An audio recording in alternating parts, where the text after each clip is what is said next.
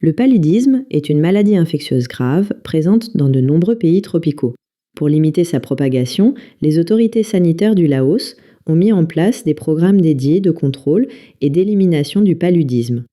Pour gérer efficacement ces programmes, il est fondamental de collecter des données précises sur les lieux et les périodes où les cas de paludisme sont signalés. Jusqu'en 2016, la collecte de ces données s'effectuait sur papier, ce qui était source d'erreurs et demandait beaucoup de temps. Il est donc devenu essentiel de trouver un moyen plus rapide, efficace et fiable pour collecter et analyser ces informations afin de prendre des décisions éclairées et fondées sur les données. En 2016, DHIS2 a été adopté comme système national d'information sanitaire pour le programme de lutte contre le paludisme. Comment cette implémentation a-t-elle été mise en place, étape par étape ? La première étape a consisté à configurer des formulaires de données agrégés reproduisant les anciens formats papier. Ceux-ci permettent de saisir des données comme le nombre de tests, de cas positifs, de traitements ou de décès selon la fréquence mensuelle habituelle. Les données historiques accumulées sur le paludisme au cours des années précédentes ont ensuite été intégrées dans DHIS2 grâce à des outils d'importation en masse. Enfin, la plateforme a été traduite en utilisant les outils de localisation intégrés de DHIS2. Dès lors, la collecte directe de données agrégées a pu démarrer.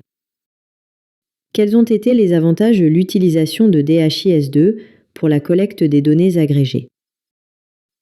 L'adoption de DHIS2 a permis de transformer les données collectées en informations exploitables grâce à des tableaux de bord, des cartes, des graphiques et diverses visualisations. Le processus s'est accéléré, les erreurs ont diminué, facilitant ainsi la planification, le suivi et la gestion des programmes de lutte contre le paludisme.